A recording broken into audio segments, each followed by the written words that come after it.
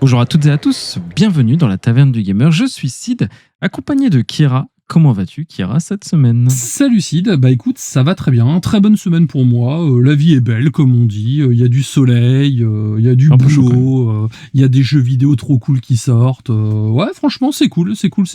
Cette semaine, James Bond est arrivé, donc je me suis mis sur James Bond et je prends un pied d'enfer. Ça fait longtemps que je m'étais pas autant amusé sur un jeu, déjà c'est un jeu qui n'existe pas depuis longtemps, j'ai l'impression de jouer à Uncharted, je sais pas si tu vois, c'est un jeu qu'on n'a plus l'habitude de voir. C'est vrai. Je me suis un peu remis sur Planet Zoo aussi. J'ai fait quelques sessions de création de parc. Avec l'annonce du 2, ça m'a donné envie de me relancer. Donc, je me suis remis un peu sur Planet Zoo. Et je suis sur la saison 4 de Jack Ryan. Donc, j'approche de la fin de mon marathon pour attaquer le film sur Prime. Et je vous prépare une chronique des 4 saisons et du film quand j'aurai tout vu, en tout cas. Pas mal.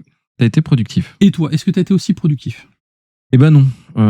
J'avoue que la chaleur n'aide pas. Voilà, c'est un peu dur les nuits en ce moment, mais bon, ça n'aide pas. Ouais. Mais bon, a priori, quand vous nous écouterez, normalement, les températures auront baissé un petit peu, donc tant mieux. J'ai joué à 2 jeux vidéo tout de même. J'ai fini Saros, la première fin. A priori, il y a une fin secrète que j'essaie d'aller chercher tranquillement. Et je suis sur Vampire Crawler, donc qui est absolument génial, que j'aime beaucoup. Qui est un spin-off, enfin pas vraiment parce que ça fait partie de l'univers en tout cas de Vampire Survivor que j'avais chroniqué ici, qui est un excellent roguelite que je recommande, et ils l'ont sorti en Dungeon Crawler, donc grave quoi. Ouais, complètement. Bon, ça, c'est plutôt cool. Est-ce que tu peux nous donner le sommaire de l'émission et comment, évidemment, soutenir la taverne ? Alors, au niveau du sommaire, déjà, donc on va parler de la Steam Deck, on va parler de Dragon Quest, on va parler un petit peu de James Bond et de The Witcher. Donc, il y a 4 newsettes, on va dire. Derrière, tu vas nous faire le test du jeu Reign The Witcher. Donc, tout à fait. Un petit peu ce que tu nous en dis. Et moi, je vais faire un petit point sur les 5 saisons de The Boys. Donc, si, pareil, vous voulez faire plaisir à la taverne comme d'habitude, vous avez le formulaire sur le site web, vous avez également les réseaux sociaux pour nous contacter, donc X, Twitter, Facebook, etc., Instagram et tout. Vous pouvez également partager les épisodes, ça nous fait plaisir, et mettre 5 étoiles sur les applications de podcast, avec un petit commentaire également, ça fait toujours plaisir. Générique, Kira, on attaque ? Bon, on attaque. Allez.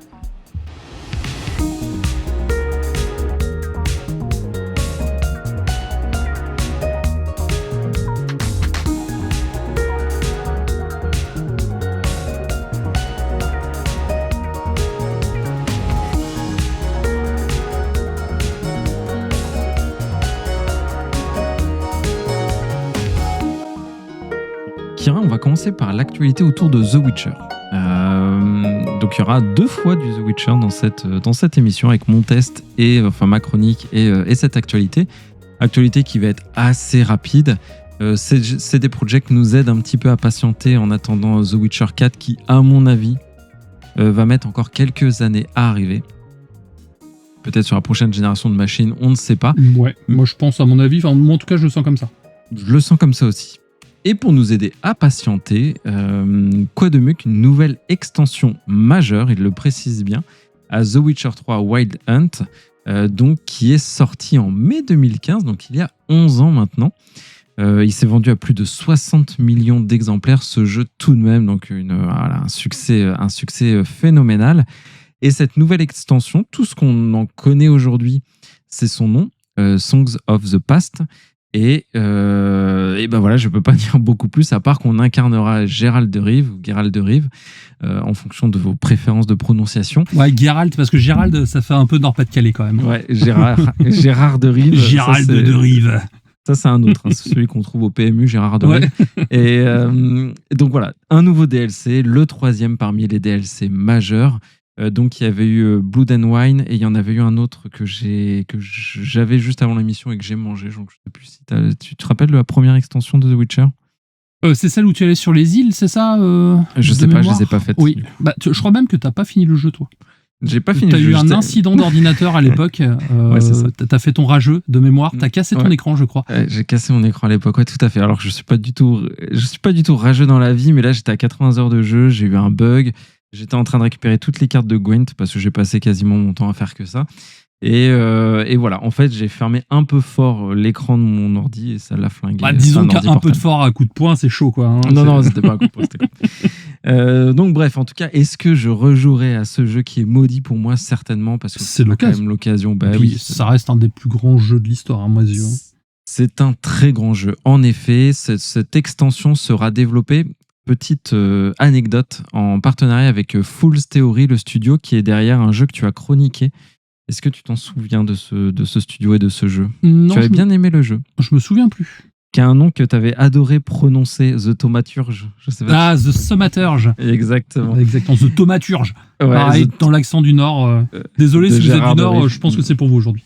Oui, en plus, on vous aime beaucoup, les gens du Nord, évidemment. C'est vrai, vous êtes les plus sympas. C'est vrai qu'il est très très gentil. Et donc voilà, petite anecdote, c'est en partenariat avec ce studio qui vont développer cette extension pour les aider parce que bon, ils ont fort à faire côté CD Projekt. Certainement du Cyberpunk. Surtout que c'est des anciens de CD Projekt, donc c'est un retour aux sources pour eux. Voilà, ça s'entend en effet. Ils sont donc sur du Cyberpunk, très certainement la suite. Ils galèrent sur Ils galèrent beaucoup d'ailleurs, le remake du premier The Witcher parce qu'ils ont plus les assets d'époque, etc. Enfin, c'est a priori une grosse année. Unreal Engine 5 aussi, hein. Il y a une histoire de changement de moteur. En plus, c'est pour moi mon préféré des trois, le premier. Donc, les deux premiers sont sortis d'ailleurs exclusivement que sur PC, je crois. Non, le 2, je l'ai fait sur 360. Ah, ok. Alors, j'ai toujours ma boîte quelque part. Donc, c'est que le premier alors qui est exclu PC encore aujourd'hui. Le premier, c'est full PC, ouais. Donc, voilà, bah écoute... Kira, c'est une bonne nouvelle prévue pour 2027. Sans en savoir davantage, qu'est-ce que ça t'inspire? Moi, je suis content. J'avais envie de refaire le jeu, donc ça tombe bien. Donc, je vais attendre du coup la sortie de cette extension pour reprendre de zéro. Pourquoi pas le faire sur PlayStation 5, car j'ai vu que lors de la dernière mise à jour, ils avaient ajouté des fonctionnalités liées à DualSense, et ça, c'est quelque chose dont je suis assez sensible quand même. Donc, j'ai hâte, moi, perso. Est-ce que tu le feras sur Steam Deck? Non. Déjà, moi, je pars du principe que ce genre de jeu ne se joue pas sur un petit écran. Hein. Là-dessus, je suis un peu obtus, donc je vais pas jouer à ça là-dessus. Et vu le prix, tu vas en parler tout à l'heure, j'ai pas spécialement envie non plus de me lancer là-dessus. Et c'était la transition. Donc la Steam Deck, en effet, a un petit peu augmenté, mais une petite augmentation. Nous allons en parler. Non, évidemment, c'est ironique. C'est une grosse augmentation qui a été annoncée le 27 mai et qui est effective instantanément.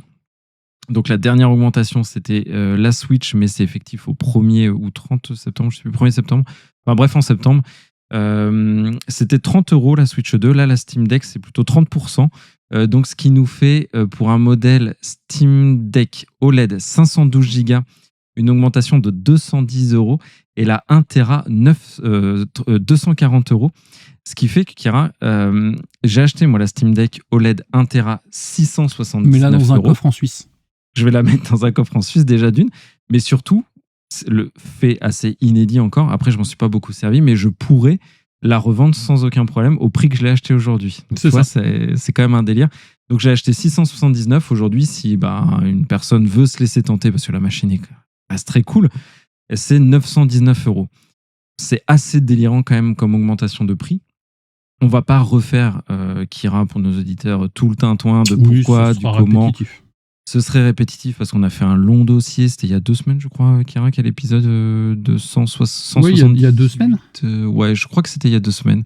179 ou 178, je ne sais plus, avec le prix des composants, etc. Mais pourquoi chez Valve en particulier la hausse est très significative? Déjà, tu as l'effet volume, naturellement. Quand tu as Xbox ou même Asus avec la ROG Ally ou la PS5 ou même Nintendo, évidemment, il y a un effet d'échelle quand ils achètent des composants. La Steam Deck, c'est une console de niche qui se vend, on n'avait plus les derniers chiffres, mais c'est en dessous de 10 millions, alors que ça fait quand même un moment qu'elle est sortie. Donc de fait, c'est beaucoup plus difficile de sécuriser des composants à bas coût quand il n'y a pas cet effet volume. Donc de fait, ils sont beaucoup plus impactés par les hausses de prix. Et en plus, pour Valve, il n'y a pas le même enjeu que sur PlayStation, Xbox et Nintendo, à savoir sécuriser un parc de machines pour pouvoir vendre sur leur store et générer du chiffre, parce que eux, leur store, il est déjà en plein monopole sur le PC. Donc cette console se doit d'être rentable, forcément. Il n'y a pas la notion de vendre des machines à perte pour installer un écosystème et installer un store. Ça, Steam, ils s'en fichent, ils sont déjà les rois du pétrole. Donc voilà, c'est pour ça qu'il y a des enjeux un petit peu différents avec cette machine par rapport à nos autres constructeurs. Donc Kira, ça pique ou pas 919 € pour une... Oui, comme la dernière fois, oui, ça pique. Bon, après, moi, je suis pas spécialement la cible, donc pour moi, ça me paraît même totalement prohibitif. Après, je peux comprendre que ça puisse intéresser ou quoi que ce soit. Mais de base, oui, non, c'est clair, le tarif est juste délirant, hein, c'est clair. Hein. Bah, je vais te dire un truc. Moi, j'ai acheté donc la Steam Deck OLED 1 Tera. Si elle était au prix d'aujourd'hui, je l'aurais simplement pas acheté. Enfin voilà, tu vois. Oui, bah, je comprends, mais c'est normal. Hein. Après, encore une fois, quelqu'un qui a peut-être que cette machine-là et qui s'en sert tout le temps, tu vois, qui fait beaucoup qui passe sa vie en extérieur ou quoi, là, ça peut être très très rentable parce que ça peut être entre guillemets sa console principale. Quand on est sédentaire comme nous, toi, tu joues un petit peu plus beaucoup à l'extérieur. Enfin, tu me diras, moi aussi en ce moment, je joue beaucoup sur Portal, mais ça reste, pour moi, ça reste plus du confort qu'une nécessité. Ouais, et moi, du coup, le plan, hein, c'est que je vais revendre ma Steam Deck OLED et elle financera ma Steam Machine qui correspondra plus à mes usages, surtout que je vais faire du RTS, etc. Donc voilà, si vous voulez acheter une Steam Deck, c'est un peu tard, hein, parce que maintenant, elle a augmenté. Pas visiblement de changement de prix, tu sais, chez Asus, la ROG Ally, la version Xbox, même chez Lenovo, la Legion Go, qui est une très belle machine aussi, on en parle assez peu. Mais parce que eux, je pense qu'ils souffrent quand même un peu moins des augmentations de prix pour l'effet que j'expliquais, l'effet de volume. Ce sont ils font des PC, ils achètent déjà en masse, Asus, etc. Enfin, là, c'est déjà des très gros acheteurs, donc ils ont certainement des prix plus compétitifs que Valve. C'est possible, tout à fait. Bon, comment faire la transition sur l'autre sujet qui est Dragon Quest? Là, c'est un grand écart ou pas? Essaie de me trouver une belle transition. Alors là, c'est une Jean-Claude Van Damme, en fait. Il y a eu un live stream cette semaine qui a particulièrement dur à trouver. Parce que moi, très bêtement, je suis allé sur la chaîne Square Enix France. Il n'y avait pas grand-chose. La chaîne Square Enix US, ou plutôt l'anglo-saxonne classique, j'ai pas trouvé. Et c'est sur la japonaise que j'ai trouvé le stream. Par contre, plutôt bien fait, c'était sous-titré même en français. Il y avait les sous-titres de plusieurs langues. Ça, c'est beau gosse. Donc ça, c'est très cool. Par contre, il fallait le trouver. Et ça n'a pas été tant relayé que ça. Donc c'était un événement d'une 15aine de minutes pour parler des 40 ans qu'il y a de Dragon Quest. Quand même. Avec 3 annonces de mémoire. Donc Dragon Quest 11, le dernier en date, Echoes of... j'ai oublié le nom. Oui, je suis un peu fatigué. Tu l'avais fait le 11, toi, Dragon Quest, je l'ai juste devant moi. Attends, je suis en train d'essayer de lire de côté. C'est Echoes of Enslave. Oh putain, je crois que je vais avoir besoin de lunettes. Enslave Age, le 11e, on va l'appeler. Hein, voilà. Mais oui, je l'ai, j'ai adoré ce jeu. Je l'ai fini et j'ai même fait une partie du jeu. Tu sais, tu avais un mode dans l'édition royale de mémoire où tu avais un mode en fait où tu pouvais jouer à l'ancienne en pixel art, version 16 bits. Et c'était très cool. Et du coup, tu pouvais changer les deux à la volée, c'était trop bien. Ok, sympa. En effet, il paraît que c'est un très grand jeu. Je ne l'ai pas fait, celui-ci, j'avoue. Il ressort, donc l'annonce qu'il y a eu, c'est qu'il ressort en édition Ultimate sur Nintendo Switch 2. Avec tout le package. Il y a tout, c'est l'édition ultime. Alors, il n'y a pas d'upgrade a priori de l'édition Switch 1 à 2 et on ne peut pas récupérer ses sauvegardes non plus. Ça, on peut pas récupérer ses sauvegardes, c'est vrai. Et en fait, le truc par rapport à la version Nintendo Switch 1, c'est presque encore plus tordu. C'est qu'il y a pas, on peut pas payer, même ne serait-ce payer, mais l'idéal, ça aurait été de le faire gratos, hein, d'avoir l'upgrade si tu as le jeu sur Nintendo Switch 1, l'avoir sur Nintendo Switch 2. Mais non, il n'y a pas d'upgrade payante du truc, un 10 balles, un truc comme ça pour upgrader. Pour racheter entièrement le jeu et repartir avec une sauvegarde de 0. Donc ça, moi, je trouve ça extrêmement regrettable. C'est un peu scandaleux. Bah oui, franchement, la Square Enix, ils ont pas assuré. L'autre grosse annonce, enfin l'annonce centrale, ça a été Dragon Quest 12, qui revient du fin fond des enfers, parce qu'on est à plus de 5 ans de développement. Et le directeur du jeu, de façon extrêmement transparente, et ça, j'ai plutôt apprécié, il a dit, on a connu énormément de difficultés de développement. Le résultat n'était vraiment pas satisfaisant. Ils ont dû le rebooter en cours de exactement. Ils n'étaient pas satisfaits. Ils se sont concertés avec Yuji Horii, qui est le grand monsieur des Dragon Quest, qui fait partie du trio de la Sainte Trinité Dragon Quest, avec Toriyama et Sugiyama à la musique. Et Et ils se sont dit, pour un épisode canonique, numéroté, ça le fait pas. Donc The Flame of Fate, qui était le nom initial, un Dragon Quest un peu plus sombre, etc., terminé. C'est ce qui était prévu au départ. Ouais. Emballé, c'est pesé, il n'y a plus rien à voir. Et nous voici avec Dragon Quest 12 Beyond Dreams, donc au-delà des rêves, qui a été annoncé. Donc annoncé, c'est un teaser, hein, c'est vraiment très court, où on voit le héros qui a l'air un petit peu fatigué comme moi, chevaucher encourir d'ailleurs dans différents environnements. Enfin, c'est du classico-classique. Ils reviennent finalement à leurs fondamentaux de ce qu'est Dragon Quest, sans plus de détails, sans date, sans console de sortie. Même j'imagine que ça sortira surtout. Hein, c'est pas oui, ça là-dessus, je suis pas inquiet. Ouais. Et voilà, une refonte. Ils sont partis de zéro pour ce nouvel épisode du coup canonique. Alors ça a été d'autant plus compliqué, c'est qu'en fait ils sont pas totalement repartis de zéro. C'est juste que Akira Toriyama étant décédé entre-temps, il avait déjà dessiné les personnages et ils ont dû repartir sur une nouvelle direction, c'est-à-dire moins sombre, mais avec le chara-design des personnages de Toriyama qui était prévu sur la version qui était censée être plus sombre. Et du coup, a priori, beaucoup de gens ont peur que ça puisse créer une dissonance entre le style de Toriyama, du coup voulu plus sombre, et la nouvelle orientation de l'épisode. Alors ça, j'avoue, j'avais pas l'info, je sais pas du tout. Après, dans le trailer de ce qu'on a vu, ça reste quand même assez féerique, le petit gamin lézard. Enfin voilà, moi je trouvais ça hyper coloré. Le gamin lézard, en fait, c'est le héros. Ouais, il y en a certains qui disent ça, j'ai vu ça. Ils ont exactement la même tronche. Après, j'aime pas du tout la tête du héros, je t'avoue. Je trouve que j'aime pas du tout. Je suis assez déçu de son chara-design. Ça reste du Dragon Quest, mais je sais pas, il y a un côté... ouais, je sais pas, il a pas le côté attachant qu'ont les autres personnages. Moi, j'avoue que j'ai beaucoup accroché à ce personnage-là, mais j'aime bien être un peu à contre-courant. Mais surtout... il m'a fait je partage, j'ai beaucoup d'empathie envers lui parce qu'il a l'air extrêmement fatigué. Je pense que tu vois, j'ai créé un lien émotionnel un peu bizarre avec ce personnage. Ah bah ouais, ça se voit, mais ouais, après avoir évidemment ça fera pas tout, mais en effet, est-ce qu'ils retravailleront un petit peu le design d'ici à? Je ne pense pas, parce que c'est quand même Toriyama qui l'a dessiné et aujourd'hui il a disparu au même titre que Sugiyama que j'expliquais tout à l'heure. Donc, à plus d'un titre, cet épisode sera très spécial. Ouais, ça va être la fin d'une ère et peut-être le début d'une nouvelle en même temps. Enfin, tu vois. En tout cas, on peut le dire certainement, les derniers travaux de Toriyama qu'on aura. Les derniers travaux de Sugiyama, s'il a travaillé dessus à la musique, ça on sait même pas, j'ai pas l'info. Et Yuji Horii, qui commence à se faire vieux, on va pas lui porter l'œil, mais c'est peut-être l'un de ses derniers projets. S'il se passe quelque chose dans la semaine, ça sera de ta faute. Ça sera de ma faute. Mais en tout cas, voilà, il revêt, je trouve, cet épisode un côté un peu symbolique, un petit peu différent. Donc, on va le suivre évidemment avec attention. Et la dernière annonce, c'était un autre Dragon Quest Monster, mais ça, j'ai pas trop capté, j'ai pas trop fait gaffe.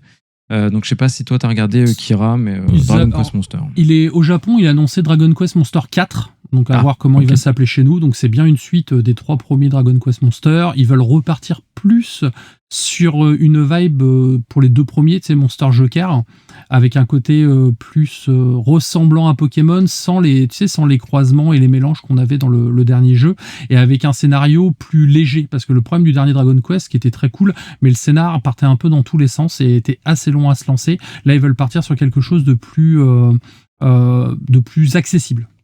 Ok. Bah, tant mieux. Oui, carrément, c'est une bonne idée. Moi, j'aime bien la saga des monsters, c'est plutôt cool. C'est pas aussi bien que du Pokémon, c'est clair si on doit comparer, mais elle a suffisamment son identité pour pouvoir dégager quelque chose de différent. Ouais, et en ça, ils ont réussi leur spin-off, je trouve, Dragon Quest, avec Dragon Quest Builder aussi, qui est un petit phénomène dont Pokopia, pour le coup, s'est un peu inspiré. Donc, de toute façon, c'est un gros jeu de ping-pong entre Pokémon et Dragon Quest en termes d'inspiration. Surtout quand on voit le nombre de créatures qu'a dessiné Toriyama dans tous les Dragon Quest, il y a de quoi faire, hein, clairement. Ouais, bien sûr. Donc voilà, en tout cas, Dragon Quest 12 n'est pas mort, il se refait peau neuve, avec un héros qui est un petit peu fatigué de tous ces événements. Imaginez, 5 ans qu'on travaille sur lui, le pauvre. Mais il devrait revenir. Imagine l'héroïne de Beyond Good and Evil, ça fait genre 17 ans qu'il travaille dessus. Ça va être une mamie. T'en es pas de la pauvre. Et tu voulais nous parler, je crois, de 007, Kira. Ouais, alors j'ai vraiment une petite newsette comme ça, en petit cadeau. James Bond, donc le dernier 007 First Light, s'est vendu à 1 500 000 exemplaires en 24 heures, ce qui est quand même très très beau pour une licence, déjà une licence de cinéma qui est assez ancienne maintenant, faut dire ce qui est, et surtout pour une licence de jeux vidéo, parce que le dernier, on disait tout à l'heure, le dernier avait quasiment 16 ans, je crois. le dernier 007. Et c'est cool, parce que déjà, c'est IO Interactive. Ce qu'il faut voir, c'est qu'IO Interactive, à un moment, ils étaient quand même à 2 doigts de la faillite. Et c'est grâce à la refonte intégrale d'Hitman et le fait d'être passé indépendant qu'ils ont pu se relancer. Et moi, j'ai commencé le jeu, donc j'ai pas fait beaucoup, j'ai dû faire 4 heures pour le moment. Mais on sent vraiment la passion pour le personnage. Et surtout, ils ont essayé de faire un jeu qui est à la fois qui plaise aux fans et aussi qui est accessible aux personnes qui n'ont jamais joué ou jamais vu de James Bond. Et je trouve que ça mérite d'être souligné et ça se sent au niveau des ventes parce que faire 1,5 million en 24 heures, c'est pas forcément les hardcore gamers qui s'y mettent. Donc je pense que le jeu attire et ce genre de proposition d'aventure à la Uncharted me manquait, tu vois. Et donc voilà, je voulais le souligner et les féliciter. Et les bonnes nouvelles, on aime ça quand même, ça change un peu des... Voilà, on a beaucoup annoncé de hausse de prix, de machin, de trucs. Donc ce genre de nouvelles, ça fait hyper plaisir. Il y a en effet de l'engouement autour de jeux, 1,5 million, c'est pas rien. Un jeu multi-support à grosse licence. C'est ça, pas un gros budget en plus, parce que tout le monde pensait que c'est un triple A, mais a priori non. On serait plutôt dans la moyenne haute des double A, donc ça c'est pareil, c'est quelque chose qu'il faut souligner. Et ouais, comme tu dis, des bonnes nouvelles comme ça, c'est assez rare. Moi, je sais que je suis un peu un fanboy de IO Interactive, donc ça me fait plaisir de les revoir comme ça. Et félicitations à eux. Et à 007. Bien sûr. Passons ou revenons sur The Witcher. On peut faire comme ça aussi. Donc, Reigns The Witcher, c'est un jeu mobile. Donc là, on s'adresse potentiellement à tous nos auditeurs, parce que vous avez, j'imagine, tous un smartphone dans votre poche. Donc là, le jeu est accessible partout, PC, iOS, Android, même sur Switch, mais pas, je dis partout, pas sur les consoles PS5, Xbox, voilà. Vraiment, c'est dispo sur tous les téléphones, quoi. Tous les téléphones, et j'ai cité la Nintendo Switch. Pour moi, c'est vraiment pas le bon support, et j'expliquerai pourquoi. C'est tellement intrinsèquement lié à notre usage du mobile, ce jeu, que voilà, le bon sens veut que ça se joue, je trouve, pour une bonne expérience sur téléphone. Et pourtant, vous le savez, nous ne sommes pas des grands amateurs de jeux mobiles. C'est vrai qu'on joue pas beaucoup sur mobile. Donc voilà, si je dis ça, c'est qu'il y a une raison, vous le verrez dans le game design. Donc l'éditeur, c'est Devolver. Devolver, on ne les présente plus vraiment, c'est un peu le... C'est les leaders du jeu indépendant. Ouais, voilà, c'est un grand leader dans le monde du jeu indépendant, un peu farfelu, qui aime bien sortir un petit peu des petites pépites qui surprennent. En partenariat avec CD Projekt, forcément nous sommes sur The Witcher, mais il y a quand même quelqu'un de CD Projekt qui a travaillé sur le jeu. Il est sorti en février de cette année, et c'est une saga qui compte 4 titres, donc on va en parler, et le style c'est du roguelite. Vraiment, on va même dire c'est du narratif roguelite, avec un système de jeu de cartes en fait, c'est un jeu de cartes, donc on va en parler. Mais avant un petit peu de musique, Kira, on va écouter Jasquier chanter, non peut-être pas, mais un petit peu de musique.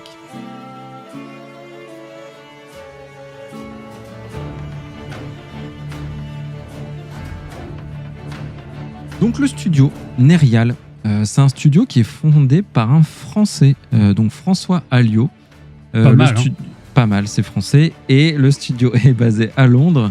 Et lui, il s'était dit qu'il voulait un petit peu casser les codes des jeux de gestion traditionnels, des interfaces qu'il trouve soit trop austères, soit trop compliquées.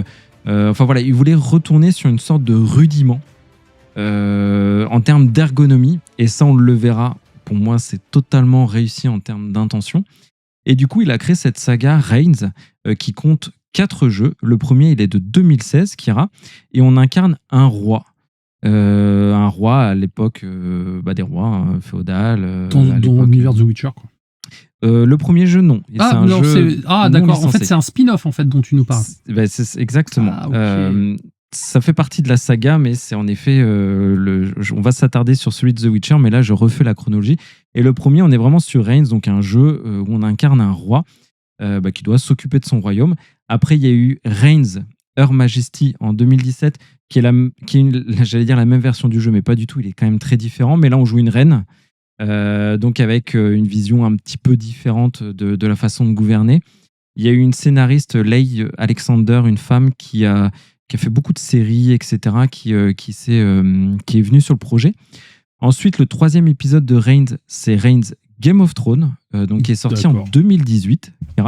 Donc c'est le première fois où cette saga est rentrée dans le monde de la pop culture et ça s'y prête extrêmement bien, sachant que je n'ai pas fait, moi, le Game of Thrones Reigns, mais j'ai fait le 4e, du coup, The Witcher, qui est sorti en 2026. Donc, tu vois, ils sont partis d'un concept, d'une franchise non licencée, pour ensuite faire du Game of Thrones et du The Witcher. C'est ça, ils ont adapté leur gameplay, on va dire, à les univers. Ça s'y prête carrément, la Dark Fantasy, en vrai. Et oui, et du coup, moi, j'ai extrêmement envie de voir un Seigneur des Anneaux, tu vois. Enfin, je pense que c'est peut-être la suite logique.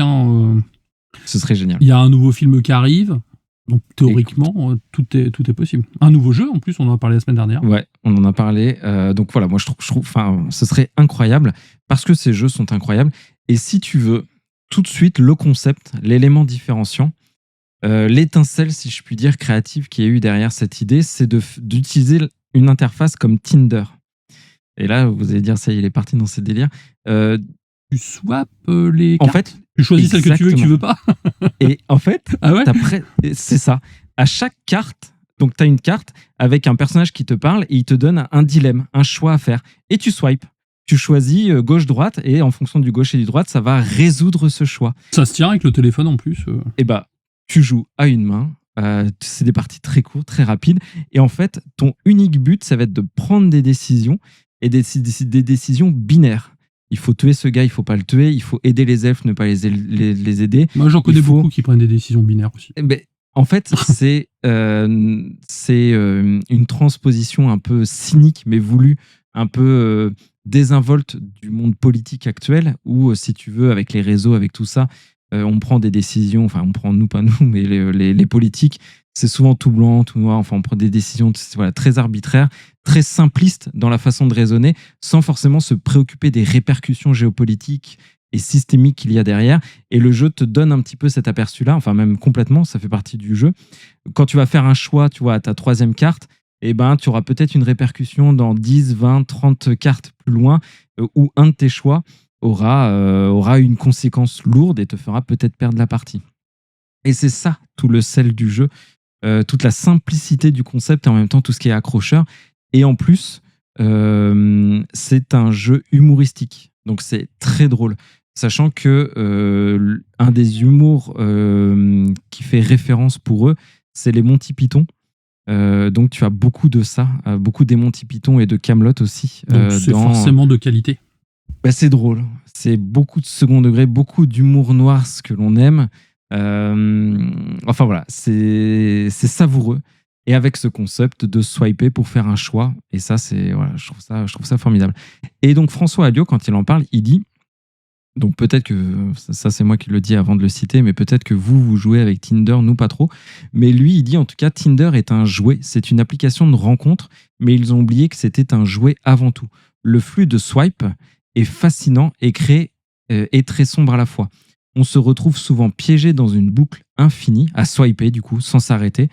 C'est pour cela que le diable est apparu dans le premier Reigns pour incarner cette sensation d'aliénation mécanique. Et en fait, tu vois qu'il joue beaucoup sur cet aspect absurde qui est de swiper. Un peu malsain, quoi. Un peu malsain, retranscrit dans un univers féodal, médiéval, où tu vas faire des choix pour prolonger ton règne. En fait, ton but, toi, c'est que tu es un roi et tu dois prospérer le plus longtemps possible. Chaque carte, c'est 1 année. Et hop, tu avances. Et l'idée, c'est de survivre le plus longtemps possible. C'est un jeu de survie, parce que c'est un roguelite. D'accord. Et recentrons-nous maintenant un peu plus sur la partie The Witcher. Donc, il y a Aliona Walczewska, donc qui travaille chez CD Projekt, qui a dit « La série Reigns repose sur des fondations similaires aux nôtres. Une narration mature portée par des choix moraux, gris et des conséquences immédiates. C'est une manière délicieusement absurde et moralement désordonnée de vivre les récits de Jaskier. » Parce que c'est vrai que finalement, je trouve que dans la narration de The Witcher, Kira, c'est ça qui est incroyable, c'est que c'est gris, comme elle dit, il y a pas, c'est très peu manichéen. Ouais, c'est pas blanc, c'est pas noir, on est toujours dans des zones, ce qu'il y a de moins pire, on va dire. Et donc dans Reigns The Witcher, on incarne Gérald de Rive, Gérard de Rive, et Gérald de Rive. Et c'est Jaskier donc qui conte son histoire au travers de récits outranciers, alcoolisés, très romancés. Bref, c'est Jaskier Donc le Gérald de Rive doit tuer des monstres, aider les humains ou non, aider les non-humains, les elfes, etc. Il est au cœur du conflit racial qui fait partie des thématiques de The Witcher. On est en plein dedans. Et on croise Kira, Yennefer, Triss. Enfin voilà, il y a toute la ribambelle de personnages de The Witcher. Et ça, pareil, c'est un régal. Donc, dans les mécaniques, quand on fait le swipe, tu sais, Kira, le fameux choix face à une problématique que le jeu t'expose, les choix que tu vas faire vont influer sur 4 jauges. Dans Reigns, le jeu de base, en fonction de ton choix, tu vas soit gagner de l'argent, soit faire plaisir aux humains, soit faire plaisir, au peuple, soit faire plaisir aux membres des armées, donc à l'armée, à la guerre, ou soit à la religion. Dans The Witcher, tu vas faire plaisir soit aux humains, ou pas plaisir d'ailleurs, aux humains, aux non-humains, aux mages et au code des sorceleurs. Et en fait, tu vas devoir, en fonction de tes choix, jouer avec ces différentes jauges pour ne pas que tu aies une des jauges qui soit au top ou tout en bas. Si elle est tout en bas, par exemple, pour les humains, ils vont considérer que tu les as trahis, ils vont tout de suite te tuer. Si par contre tu as beaucoup trop soutenu les elfes, ta jauge des non-humains va être tout en haut, les humains vont s'en prendre à toi disant que tu as trahi le peuple des humains, etc. Donc tu vois, il faut que jamais aucune de tes jauges ne soit au maximum, soit tout en bas, sinon ta partie s'arrête. Et tu vas devoir faire une sorte de jeu d'équilibre avec tes différents choix pour maintenir ces jauges à flot et jamais arriver à une finalité comme j'expliquais. Est-ce que tu vois un peu le principe? J'ai été clair ou pas? Oui, ça va, ça c'est clair. C'est génial du coup, franchement il n'y a pas à dire de gérer ces petites jauges. Et la subtilité, ce qui est bien, c'est que tu ne sais pas en fonction de tes choix comment ça va faire évoluer tes jauges. Tu peux l'imaginer, si tu vas aider un paysan, oui, tu te doutes que ça va améliorer ta jauge d'amitié envers les humains, mais par contre ça va peut-être froisser les mages, tu sais pas, ou ça va peut-être contrevenir au code des sorceleurs parce que tu prends trop de temps à combattre les monstres, ce genre de choses. Donc, à l'avance, tu peux pas deviner quels seront l'impact de tes choix sur les différentes jauges. Ce que tu as choisi. Et ça, c'est bien retranscrit, parce que dans le jeu The Witcher, c'est pareil, en vrai. C'est extrêmement bien retranscrit par rapport à l'univers de The Witcher, tout à fait, parce que nos choix ont des conséquences, et des conséquences qu'on peut pas forcément tout de suite évaluer. Et c'est ça que le jeu te permet de te retranscrire. Et ça, encore une fois, pour moi, c'est vraiment un des éléments très très forts du game design. En termes d'ambiance, en termes de design, là je parle esthétique, on est sur quelque chose d'extrêmement minimaliste. Donc je sais pas si tu as eu l'occasion de regarder sur Internet. Oui, c'est à moitié comme du dessin d'enfant, j'ai l'impression. Ouais, c'est des petits bonhommes bâtons presque. Non, j'abuse un peu, mais c'est très minimaliste. C'est une artiste, Miyoka Mirakami, qui avait fait ça. Qui était partie de ça dans le premier Reigns, et même si c'est pas elle sur les suivants, ça a été quand même un petit peu conservé. Et ouais, c'est hyper minimaliste. C'est minimaliste aussi dans les effets sonores, dans les effets graphiques, etc. Parce qu'encore une fois, on est sur un jeu narratif et l'important n'est pas là. C'est vraiment, faut lire, prendre un choix, regarder les conséquences et essayer d'aviser après pour survivre le plus longtemps possible. Parce que je l'ai dit, Kira, c'est un jeu de survie. Il faut faire en sorte que notre Gérald ne meure pas. Et des façons de mourir, il y en a énormément. On peut mourir... c'est un monde dangereux. Hein. Ouais, c'est un monde dangereux. Et les fins sont hilarantes. Donc, Gérald peut mourir écrasé sous le rocher d'un troll. Il peut mourir d'un coma éthylique. Il peut mourir dans une sorte d'orgie un peu bizarre. Bref, c'est très drôle. Il peut se passer tout un tas de choses. Et à l'inverse... si par exemple ta jauge de code d'honneur des sorceleurs est trop basse, le jeu s'arrête et Geralt est devenu un écrivain ou il est devenu le boulanger du village. Enfin, tu vois, des trucs un peu absurdes. D'accord. Le gars est parti aux fraises, il a complètement lâché le truc et du coup ta partie s'arrête, il faut recommencer une. Et les morts font partie intégrante évidemment du gameplay puisque c'est un roguelite. Donc le principe c'est ça, c'est mourir, obtenir via notre mort des enseignements. Se dire, tu vois, dans telle situation, quand j'aide cet elfe-là, je sais que ça va faire baisser drastiquement ma jauge humain et mage, donc il faut que je fasse attention, etc. Et avec le temps, tu vas développer finalement une sorte d'instinct qui va te détourner du choix moral ou du choix éthique, parce que finalement, tu vas surtout devoir gérer tes jauges plus que faire le choix qui t'intéresse. Si demain, tu vois, tu as un petit enfant sur le bord de la route qui est en galère, tu as envie de l'aider, Mais si ta jauge des humains est déjà très haute, tu sais que si tu l'aides, t'es cuit. Tu vois, ta partie va s'arrêter. D'accord. Ouais, donc ça t'oblige à faire des choix pragmatiques. Voilà, exactement. Ça t'oblige ça brise un petit peu le biais émotionnel, ça t'oblige à faire des choix un peu immoraux et ça retranscrit quoi de façon très cynique, les choix qu'on est obligé d'abord des fois de faire en politique ou autre. Enfin bref, voilà, tu prends un peu de hauteur et voilà, des fois il faut se salir un peu les mains, car il faut casser des œufs pour faire des omelettes. Et c'est ça que le jeu t'apprend et c'est assez rigolo. Cette notion de contre-intuition de ton choix que tu es obligé de faire pour gérer tes jauges et les garder à flot. C'est très drôle, c'est très absurde. C'est une bonne idée ça. Ouais, et en plus, quand tu fais ça, ça active le levier de l'humour noir souvent et qui fonctionne bien. Tu vois, souvent je me suis vu à rire, à me marrer parce que voilà, il y a une situation un peu cocasse qui est arrivée. Donc voilà, c'est très très bien pensé. Et le jeu, il est en français ou il est juste sous-titré? Ouais, donc il y a une vraie localisation en plus. Totalement en français, très bien traduit parce que c'est un jeu narratif, donc heureusement. Donc franchement, c'est accessible à tous. Les parties durent. Franchement, Kira, tu peux durer. Encore une fois, l'idée, c'est de durer dans le temps, de survivre. Donc, tu peux peut-être durer 5 minutes, comme une partie de 20 minutes. Une partie de 20 minutes, c'est déjà une très longue partie, tu vois. Donc, moi, j'ai beaucoup joué dans le métro, tu vois, même quand j'étais à la maternité, tu vois, j'attendais dans les couloirs, machin. Tu sors ça, tu joues franchement 5 minutes, tu relâches, tu reprends après. C'est mon dernier point d'analyse, c'est que j'ai rarement vu un jeu vidéo mobile si bien adapté à son support. Pour la durée des parties, pour la façon dont tu joues, tu swipes, tu vois, c'est tellement naturel presque. Aujourd'hui, ces gestes que l'on fait sur notre mobile, tu y joues à une main, tu n'as pas tes doigts qui gênent la visibilité comme sur certains jeux où tu sais, ça crée des croix. Oui, du coup. Ouais. Voilà, enfin, c'est un jeu qui est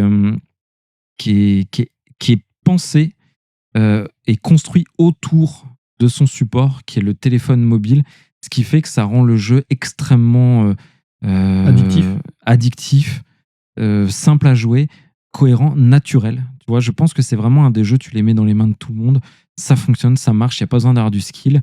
Et voilà, c'est un vrai bonheur. D'accord. Donc, en conclusion, est-ce que... Ah non, j'ai oublié de dire deux choses. Dans ce jeu, ils ont rajouté un petit système de combat. Pour, tu sais, quand le sorceleur il tombe sur un truc à dézinguer, des méchants pas beaux, il y a un petit système de combat où tu vas swiper de la même façon, mais tu vas bouger ton personnage sur une sorte de damier pour lui faire soit esquiver des coups, soit mettre des coups. C'est très très simple, ça dure environ 10 à 15, 10, 15 secondes, 20 secondes. C'est un mini-jeu. Tu vois, un mini-jeu dans le jeu, c'est plutôt bien fait. Sachant qu'ils avaient déjà fait des tentatives dans les anciens Reigns, c'était pas aussi bien. Là, pour moi, c'est leur meilleur système de combat qu'ils aient inventé dans la saga Reigns. Et aussi, il y a un petit truc assez rigolo. Quand tu finis une run, donc tu sais, dans les roguelites, une run correspond au moment où tu démarres ta partie, au moment où tu meurs. Donc là, une run sur ce jeu-là, comme j'ai dit, c'est une poignée de minutes. Tu as la possibilité de passer par la taverne. Et là, tu vas avoir Jasquier qui doit raconter une histoire à des nobles. Donc, il faut leur faire plaisir en leur racontant la bonne histoire. Et pour ça, tu vas utiliser les cartes que tu auras débloquées qui symbolisent les morts de Geralt ou de Gérald, ou ses morts, ses hauts faits, ce qu'il a réussi à faire. Ça te fait débloquer des petites cartes, en fait. Et tu vas les mettre bout à bout pour créer une chanson pour Jasquier et satisfaire ou non les nobles, ce qui te fait gagner des trucs après derrière. Des points de prestige, je suppose, des trucs comme ça. Ouais, exactement. Des nouvelles cartes après. Enfin, voilà, tout un tas de choses. Donc, que dire ? J'ai tout dit, je pense. C'est un excellent jeu. C'est parmi les meilleurs roguelites. C'est le meilleur roguelite narratif que j'ai fait de ma vie. C'est pour moi parmi les meilleurs jeux mobiles et vraiment adaptés à ce support. J'entends parce que maintenant on peut jouer à tout sur un téléphone avec une manette et un écran. Mais je parle vraiment en jeu spécifiquement mobile. J'ai jamais vu mieux. C'est drôle, c'est cynique. Il y a, dans le bon sens du terme, c'est très second degré. Il y a 4 univers, du coup, ça vous fait 4 jeux à dévorer. Ça fait une poignée d'euros. Je pense que les premiers doivent être à 2-3 euros. Et celui-là, The Witcher, je sais pas, je l'ai payé 7-8 euros, un truc comme ça. Avec une durée de vie quasi infinie. Avec. T'as dit ça vaut moins de 10 euros, c'est ça ? Ouais, ça vaut rien. Ça vaut moins de 10 euros. Et vous en avez clairement pour votre argent. Donc c'est malin, c'est drôle, c'est addictif. Bref, c'est un énorme coup de cœur pour moi. Ça faisait longtemps que je voulais parler de la saga Reigns. Et avec cette actualité The Witcher, ça me permet de le faire parce que moi j'y joue depuis le tout premier. Et je vous conseille même de commencer par le premier qui coûte peut-être 2€. Un truc comme ça, lancez-le sur votre téléphone. Vous allez voir, c'est très sympa, très addictif. Et si vous aimez, vous en avez derrière 3 autres à faire. Ok, d'accord. En tout cas, ça donne envie. Parce que moi qui suis pas trop jeu sur mobile, même moi je me laisserais bien tenter, tu vois. Et si tu veux faire le Game of Thrones, ça peut être sympa parce que voilà, t'aimes bien l'univers Game of Thrones. Je l'ai pas fait, comme ça tu me diras s'il est bien. Ouais, carrément. Mais ouais, sinon commence par le premier. Je sais pas si tu as l'Apple Arcade, mais ils sont inclus dans l'Apple Arcade aussi. D'accord, ouais. Si j'ai 3 mois gratuits d'Apple Arcade, donc faudrait que j'essaie. Écoute, tu vois, mais ouais, je serais curieux que tu testes parce qu'encore une fois, partie rapide, tu vois, au travail, t'as 5-10 minutes. Hop, tu sors ça, tu rigoles. Enfin, c'est très sympa. Et localisé, enfin voilà, tous les avantages qu'on a dit. Bref, je fais du lobbying actif pour que vous essayiez ce jeu. Peut-être que ça ne vous plaira pas et peut-être pour l'aspect graphique. Mais en tout cas, si vous aimez, je pense que vous allez accrocher autant que moi. Et bref, faut y aller, quoi. Oui, donc il y a moyen, quoi. Donc Kira, tu veux nous parler, toi, je crois, de The Boys, la série Amazon Prime qui est un peu désinvolte aussi. Tout à fait. Donc ça n'a rien à voir avec ta chronique de tout de suite. Là, on va parler d'une série télé. Une série télé qui a eu quand même son petit succès, faut dire ce qui est, depuis sa sortie. La saison 5 vient de terminer, donc la série est finie.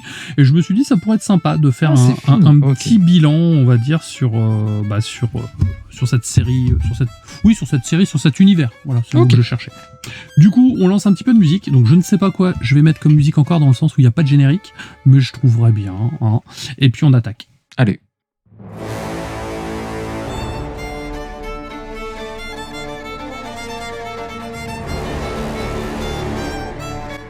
The Boys. Alors déjà, The Boys, qu'est-ce que c'est ? D'abord, c'est un comic book qui a été créé par Garth Ennis et Derek Robertson.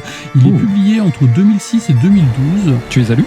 Alors, j'ai lu l'arc principal des The Boys, en fait, mais il y a plein de petits satellites que je n'ai pas lus. Par contre, je vais pouvoir comparer un petit peu dans ma chronique par rapport aux comics.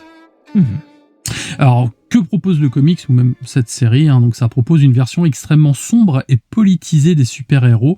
L'idée de base est très simple. Si les super-héros existaient dans la vraie vie, dans notre monde à nous, est-ce qu'ils seraient des parangons de vertu ou au contraire, est-ce que ce serait, on va dire, des enfoirés ? Ils seraient corrompus, violents, narcissiques et totalement intégrés au système de pouvoir et de marketing, parce qu'il y a aussi une forte consonance marketing.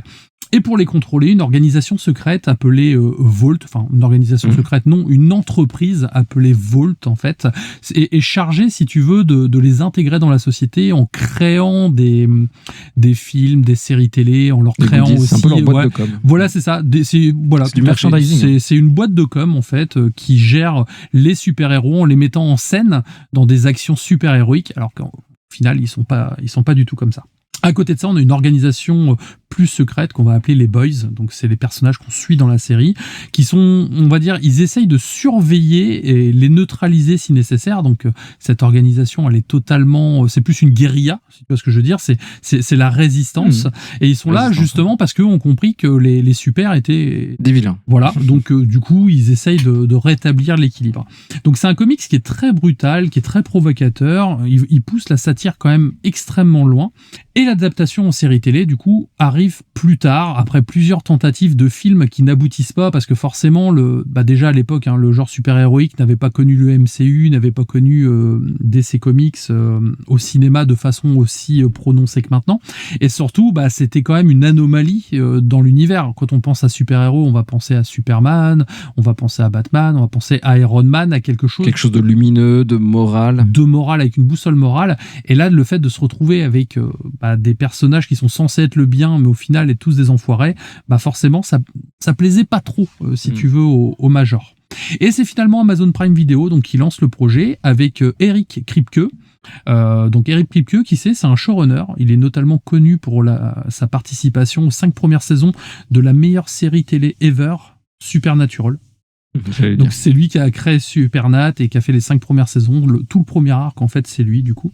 Et avec lui la série garde donc la violence, son ton irrévérencieux, la satire du comics, mais aussi elle devient aussi plus structurée et plus narrative que la série, parce que j'aime bien Garth Ennis dans la plupart de ses œuvres. Il a fait pour moi le meilleur run de Punisher de tous les temps, mais c'est quelqu'un qui a tendance à partir dans tous les sens et c'est quelqu'un qui est très nihiliste en fait, et je trouve que ses dernières œuvres, dont celle-ci, manque pas mal de structure, et c'est ce qu'on gagne pour le coup avec la transposition à la télévision. Ok. Surtout aussi la série s'est adaptée donc à l'actualité, donc c'est beaucoup de thématiques actuelles comme les réseaux sociaux, les influenceurs, la direction américaine actuelle, enfin tout ça c'est quelque chose qu'ils ont intégré à la série The Boys qu'on va pas retrouver forcément dans le comics.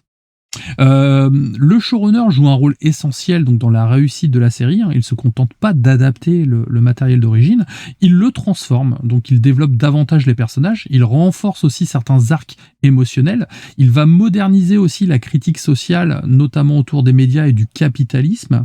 Et donc je trouve que c'est un exercice pertinent, surtout sur les premières saisons, et qui malheureusement s'étiole petit à petit dans les 2 dernières saisons, où là ça devient un petit peu plus grossier. Tu vois ce que je veux dire ?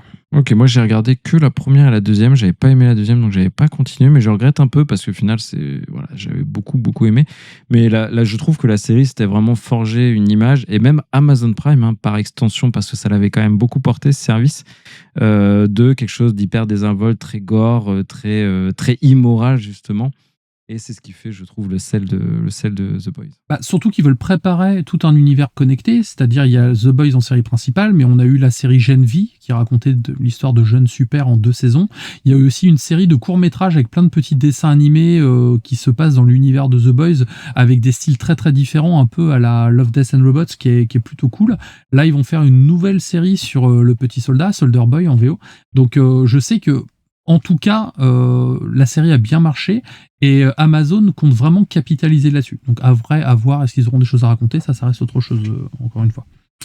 On va commencer par parler de la saison 1, donc qui est quand même une véritable révolution pour l'époque. Elle va poser les bases de l'univers, elle introduit des personnages marquants, comme Billy Butcher, on va retrouver Huggy, Starlight ou même Homelander. Alors je suis désolé, je vais donner les noms en VO parce que j'ai regardé la série en VO, mais c'est vrai que ils ont des noms différents. Je crois qu'Homelander, il s'appelle le Protecteur en VF. Oui. Donc voilà, donc si vous reconnaissez pas forcément les noms, je m'en excuse. Cette saison fonctionne très bien. Alors déjà, pour moi, ça a été un choc quand même quand elle est sortie à l'époque. Elle repose sur une idée simple mais forte. Les super-héros sont en réalité des produits marketing contrôlés par d'énormes entreprises et des enfoirés. Ils sont beaux, ils sont forts, ils sont adulés du public, mais clairement, ce sont des gros sacs à excréments, si tu vois ce que je veux dire. Et on va suivre Yui, donc le nouveau membre qui va intégrer les The Boys, et on va voir la série sous ses yeux à lui. C'est-à-dire, il va voir sa femme qui va mourir à cause d'un super. Il va devenir forcément... Gore, c'était très très gore. La série est très gore, est très gore et très graphique.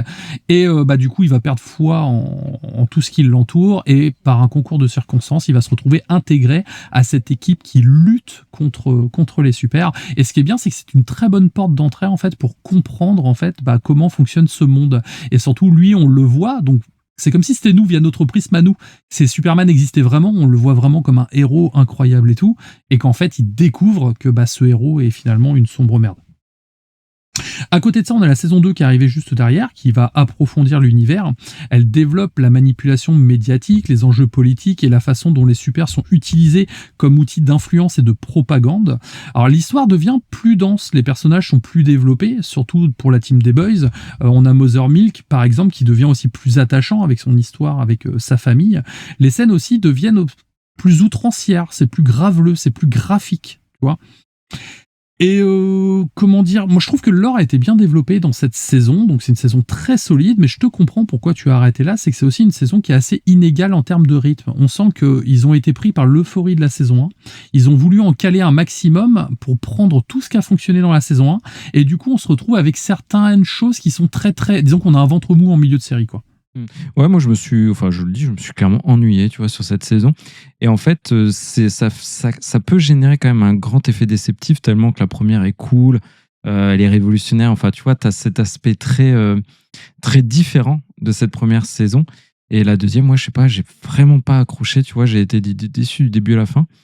Mais encore une fois, voilà, je regrette de ne pas avoir continué, tu vois, parce que certainement que la 3 et 4 sont très bien, et ça, tu vas nous le dire. Après, le problème aussi de la saison 2, c'est que les séries actuelles de plateforme sont conçues pour être regardées d'une traite, si tu veux. Elles sont écrites comme ça, elles sont réalisées de la même façon, pour des raisons de coût, en fait, pour qu'on puisse la regarder d'un coup. Et le problème, c'est que ce genre de séries sortent en format épisodique, et quand on les regarde en format épisodique, c'est plus difficile dans le sens où si 1 ou 2 épisodes sont chiants, et bah c'est pas 2 épisodes sur 10 heures, c'est 2 semaines.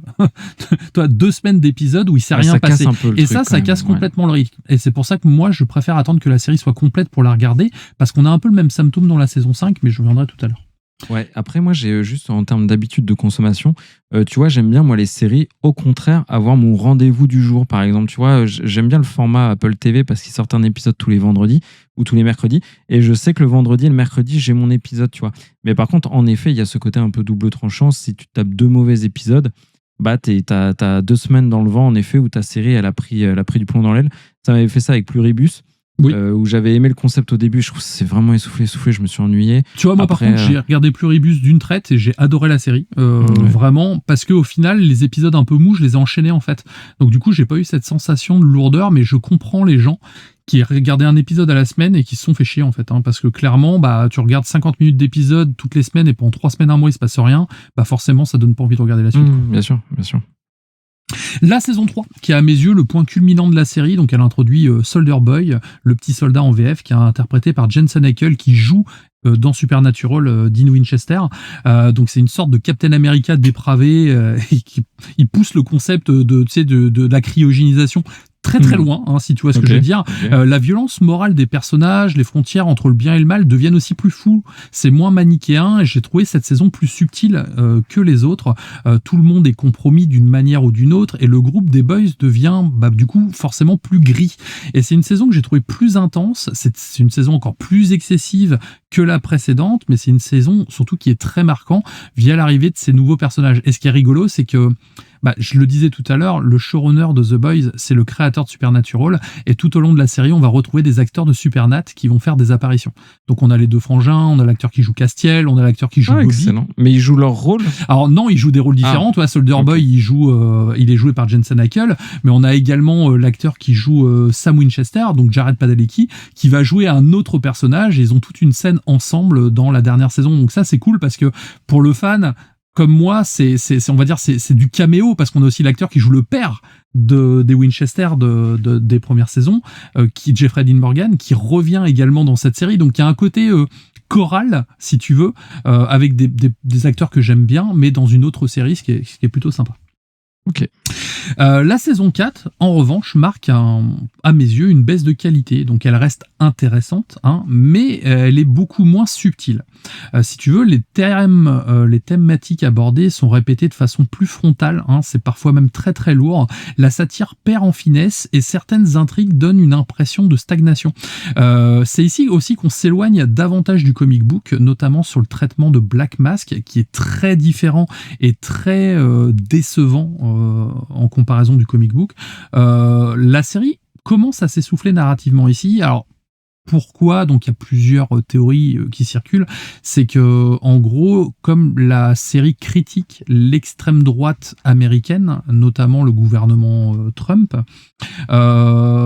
et qui se sont aperçus que l'extrême droite américaine, notamment le gouvernement Trump, adorait les 3 premières saisons de The Boys, ils ont voulu leur faire comprendre que c'était pas une série pour eux, en fait. Et du coup, j'ai trouvé qu'ils tombaient dans la caricature à ce niveau-là, tu vois. Alors ça, pour moi, c'est vraiment un dommage parce que ces considérations-là politiques, nationales, c'est ça. C'est bien quand tu prends de la hauteur et que tu critiques un peu comme le fait un GTA, où c'est, moi j'ai oublié le terme, mais une satire. Une satire, merci. Ça, c'est bien. Quand ça commence à répondre de façon quasi, pas officielle, mais quand ça répond réellement à des attaques, etc., en fait, le côté artistique, je trouve, n'est plus tout à fait le même. Et c'est le problème. Tu passes d'une satire à finalement à faire de la politique. Et ça, c'est pas ouf. Et le truc, c'est que j'ai même senti cette différence. Je me suis dit, ils ont dû changer les scénaristes ou quoi, parce que vraiment, la différence est flagrante, en fait. Et si tu veux, autant si je devais comparer les 3 premières saisons, il y avait un côté un peu Starship Trooper. Starship Trooper, ça dénonce un univers fasciste en le montrant sous son meilleur jour, pour au final te choquer davantage derrière, pour montrer que c'était pas la solution. Et les 3 premières saisons de The Boys, c'est un peu ça. Sauf qu'à partir de la saison 4, on arrive plus dans de la caricature plutôt que de la satire. Et ça, c'est quelque chose qui m'a fortement embêté dérangé, lors du visionnage, tout à fait. Certains personnages aussi deviennent des clichés ambulants, surtout Butcher, que j'aimais beaucoup, joué par Karl Urban. Qui est le meilleur de la série, pour moi, je l'adore. Voilà, j'adore cet acteur. Alors, moi, mon préféré reste celui qui joue Homelander, parce que c'est fou de jouer à tel point de jouer un personnage aussi fou, pathétique, avec autant de super pouvoirs. Enfin, je trouve que quand tu le compares à Banshee, où il joue un mec qui gère et tout, enfin, c'est le jour et la nuit. J'avais même pas capté que c'était l'acteur de Banshee, qui est une série que j'adore, pourtant qui est trop bien. Ouais, c'est lui qui fait Homelander. Ouais, non, mais ça y est. Mais c'est là que tu vois qu'un acteur est bon, en fait. Ouais. C'est quand un acteur te joue deux rôles à totalement aux antipodes et s'en sort aussi bien, comme Bryan Cranston entre Malcolm et Breaking Bad, d'avoir un acteur qui se fond autant dans son personnage. Enfin, c'est fou. Et c'est pour ça qu'Homelander était un de mes personnages préférés. Donc un personnage que je détestais, mais que j'aimais détester, si tu vois ce que je veux dire. Oui. Et à côté de ça, la saison 5, donc qui est la saison 5 qui conclut la série, donc qui accentue encore ce sentiment d'inégalité. Il y a des très bons moments, mais le rythme est clairement irrégulier. Surtout sur les 2 derniers épisodes, on sent qu'il y a une montée en tension qui se passe sur les 6 premiers. Je crois qu'il y a 8 épisodes de mémoire, et qui débouche pas du tout sur un final à la hauteur. La fin manque vraiment de grandiose, et ça c'est dommage, surtout quand on compare à la fin de l'épisode 5 de cette même saison, ou même aux affiches promotionnelles qui t'envoient du rêve. Regarde les affiches promotionnelles de The Boys saison 5, tu dis, la vache, si j'ai ça devant les yeux, ça va être incroyable. Et au lieu de ça, on se retrouve avec un combat final plus intimiste, avec un côté plus symbolique, surtout. Encore une fois, avec l'administration Trump au pouvoir, il est facile de créer un parallèle entre le côté pathétique et caricatural de Homelander, qui ressemble également au côté pathétique et caricatural du président américain, en fait. Donc, encore une fois, je trouve que les idéaux, en fait, ont pris le pas sur l'artistique. C'est pas nul, mais je trouve que c'est assez fade et c'est anticlimactique. Et ça, c'est dommage. Et moi, je me fais la remarque en t'écoutant que... tu vois, autant The Boys, la première saison, on l'entendait, on ne voyait que ça, enfin, il y avait une très grosse communication. Peut-être que je suis passé à côté, attention. Mais là, pour cette saison 5, tu vois, je savais même pas qu'elle était là, je savais pas que c'était le final. Enfin, voilà, peut-être que la machine marketing a aussi c'est un peu le problème du marketing de Amazon. C'est-à-dire, ils vont mettre le paquet sur les 2-3 premières saisons, et puis après, ils vont ralentir. Ils ont fait la même chose sur, à moindre mesure pour l'instant, mais sur Fallout. On l'a eu aussi sur les Anneaux de Pouvoir. Tiens, là, il y a la 3e ou 4e saison des Anneaux de Pouvoir qui sort. Personne n'est au courant, tu vois. Et ça, je pense que c'est le problème d'Amazon, c'est la façon dont ils communiquent sur leur série. Un autre point important, c'est les thématiques autour de la religion et du divin dans cette dernière saison, qui sont présents et qui sont pour le coup super intéressants, mais qui sont globalement sous-exploités. La série, je trouve qu'elle effleure les questions intéressantes sur la foi, la construction d'un mythe, la manière dont les super sont perçus comme des figures quasi divines, ou même, tu sais, le complexe de Dieu ou messianique, mais elle n'explore jamais pleinement cette dimension. Alors, je trouve que ça aurait pu devenir un axe central de la dernière saison, surtout quand on voit l'évolution de certains personnages. En conclusion, The Boys reste une série marquante. Elle a proposé une relecture très forte et moderne du mythe du super-héros, avec une critique du pouvoir et des médias, du capitalisme et de la violence institutionnelle. Mais plus la série avance, plus elle montre ses limites. Elle garde ses qualités d'écriture et ses personnages forts, ça c'est sûr, mais elle perd progressivement en subtilité et en impact. The Boys, ça reste une série brillante dans ses débuts, très puissante par la suite, et surtout dans son concept, mais qui finit par devenir inégale, et même elle se termine de manière correcte, c'est pas le problème.